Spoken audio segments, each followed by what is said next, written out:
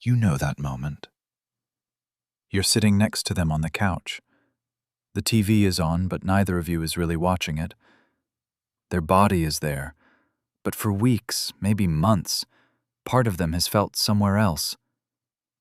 Then, out of nowhere, they say something small, quiet, almost casual. I don't know why, but I've been feeling off lately. And it hits you. Because this person who usually changes the subject, makes a joke, gets tired, gets busy, gets distant, just let you see something real. And your mind starts racing. Wait, was that vulnerability? Should I say something? If I move too fast, will they shut down again? Is this what it looks like when an avoidant finally lets you in? Or am I reading too much into it? Here's the truth most people miss. Avoidants don't trust you when they become more intense. They trust you when they become more transparent. You're not imagining it. You're not being needy for noticing it. And this is not a sign that love is broken just because it shows up in a language you had to learn the hard way. By the end of this video, you're going to understand exactly how avoidants react when they finally trust you. What shifts beneath the surface when their walls start to come down, and how to recognize the difference between real emotional availability and temporary closeness. Let's get into it. Most couples believe trust looks obvious.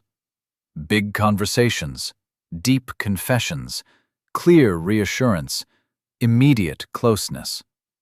But the real truth is that when an avoidant finally trusts you, it usually does not arrive with fireworks. It arrives with subtlety. It looks small at first, almost easy to miss, because your partner's nervous system is reading safety before their mind can explain it.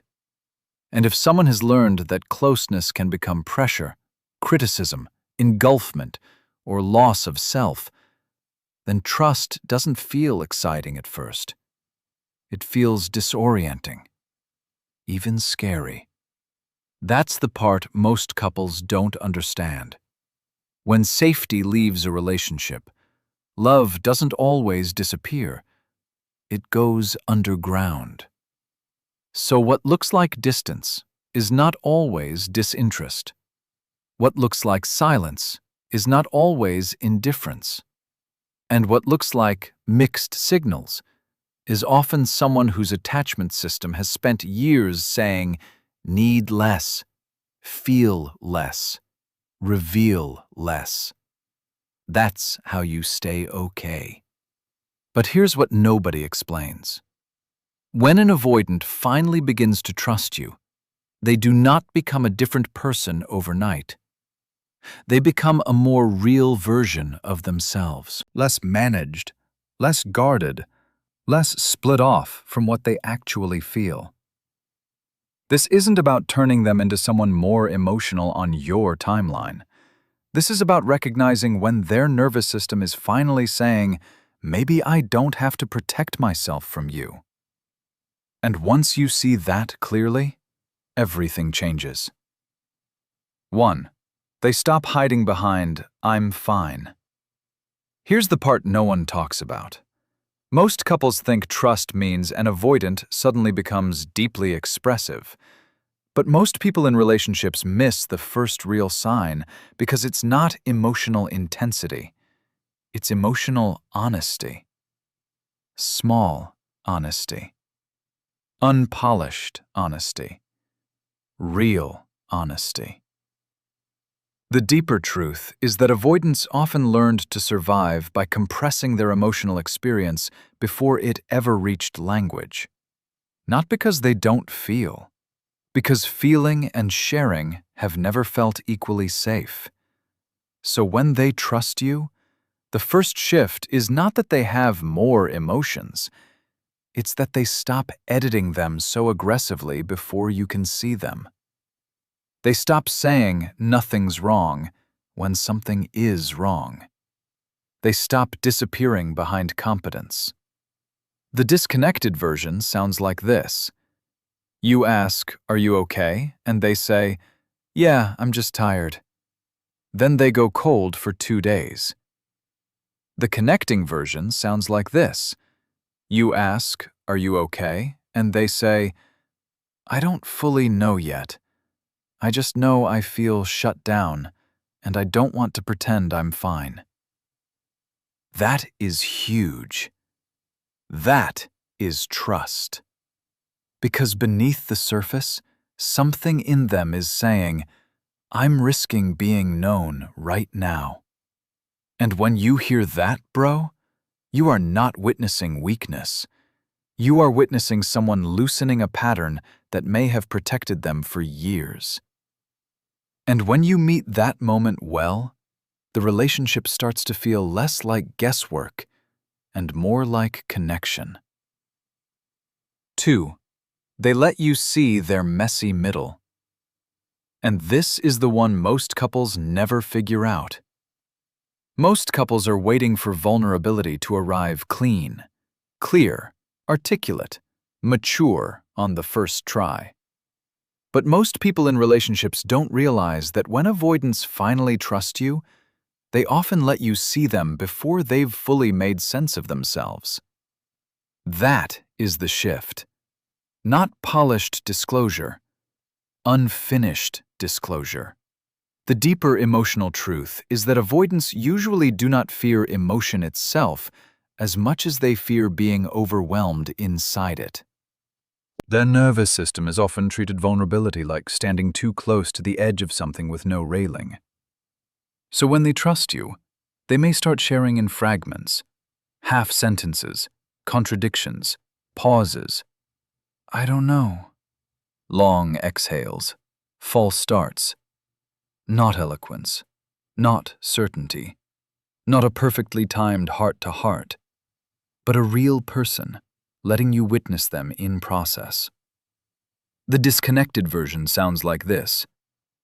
"I don't want to talk about it." Or, "It's not a big deal." The connecting version sounds like this.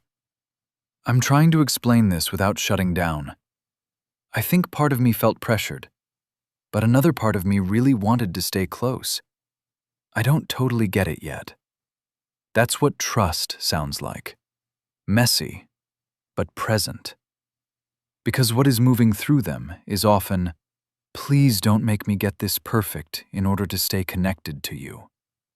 Honestly, that moment matters more than some dramatic late-night confession, because it means they are no longer waiting to be fully composed before they let you in. And when you can hold that without rushing them, the walls between you start to come down without either of you having to force it. 3. They come back faster after distance. This is where it gets really interesting. Most couples focus on whether an avoidant withdraws, but most people in relationships ask the wrong question. The real question is, how long do they stay gone once rupture happens? Because the deeper truth is this: avoidance is often less about not caring and more about not knowing how to stay connected while overwhelmed. Their nervous system in conflict is like a smoke detector. It cannot always tell the difference between relational tension and actual danger, so it sounds the alarm either way. And when that alarm goes off, they pull back. They go quiet. They get logical. They get busy. They disappear into themselves. But here's what changes everything. When an avoidant finally trusts you, repair starts happening faster. Not perfectly, not instantly, but faster. The disconnected version looks like this. You have an argument on Tuesday. By Friday, they're acting normal, but never mention it again. The connecting version looks like this. A few hours later, or maybe the next day, they circle back and say, "I shut down earlier. I know that probably felt bad. I needed space, but I don't want to leave it there." That is not small. That is earned safety. Because their inner world is no longer just saying, escape. And part of them is now also saying, go back. Don't abandon the connection. And that is one of the clearest signs trust is replacing old protection. That's the shift that turns a relationship that feels like emotional drift into one that starts to feel repairable and real. 4. They start naming their triggers before they become distance. Here's the part nobody teaches. Most couples only talk about disconnection after it has already happened. After the shutdown. After the coldness. After the weird tension in the room that both people can feel, but neither can name. But most people in relationships stay stuck there because they are reacting to behavior instead of understanding the pattern beneath the surface. And the pattern matters, more than the symptom. The deeper truth is that trust allows an avoidant to become more self-revealing about what overwhelms their nervous system before they fully disappear into it. They start identifying the moments that make closeness feel like pressure, feeling cornered, feeling criticized, feeling emotionally responsible for both people, feeling like there is no space to be imperfect. So instead of vanishing first and explaining never, they begin telling you what is happening in real time. The disconnected version sounds like this. You say, "Can we talk?" They get flat and respond, "About what now?" The connecting version sounds like this. You say, "Can we talk?" And they respond, "Yeah, but can we slow it down?" When conversations start with that tone, I feel myself bracing. That sentence changes everything. Because now the pattern is in the room. And what their inner experience is often saying is, I want to stay with you, but my body is already preparing to protect me. That kind of self-disclosure is not a communication hack. This is just what two emotionally mature people naturally begin to do when safety is becoming real between them. And when they can name the trigger instead of becoming the trigger, your partner stops feeling withdrawn and starts feeling reachable again. 5. They let your care land. And here's what nobody explains. Most couples think trust is proven when someone says, "I need you." But most people in relationships miss another sign that matters just as much. When an avoidant stops deflecting your care. Because for a lot of avoidants, receiving can feel harder than giving. Giving keeps control. Giving keeps dignity intact. Giving can still feel safe, but receiving? Receiving means being seen, being affected, depending, even slightly, on someone else's presence. And that can light up old attachment fears fast. So when they trust you, they start letting your care actually reach them, not fixing them, not managing them, not rescuing them, but letting your warmth register as safe instead of invasive. The disconnected version sounds like this. You say, "You seem stressed. Want to talk?" They laugh it off. "I'm good. Don't worry about me." The connecting version sounds like this. You say, "You seem stressed. Want to talk?" And they say, "I don't really know what I need yet, but yeah, stay with me for a minute." That is intimacy. Quiet intimacy. The real kind. Because beneath the surface, something in them is registering, she doesn't need anything from me right now. She's just here. Or, he's not trying to control this. He's just staying. And man, that matters more than grand gestures ever will. Intimacy isn't built in the big moments. It's built in the 30-second ones, when someone reaches out and the other person doesn't push the hand away.